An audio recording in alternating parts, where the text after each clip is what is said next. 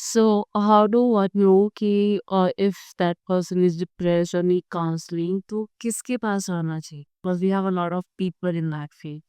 Okay, yeah, that's true. We do have a lot of people in the field of psychology. Think of three departments, right? One is psychiatry, that there is a doctor who is a psychiatrist, then there is a clinical psychologist, and there's one who is a counselor and therapist. The people who are psychiatrists, they can prescribe you medications for any specific disorder. If you are having a serious mental illness and you need medications to cope up with it, that is when you go to a psychiatrist. But before that, to get a clear diagnosis of what is going on, what exactly is the issue, that is where clinical psychologists come into picture.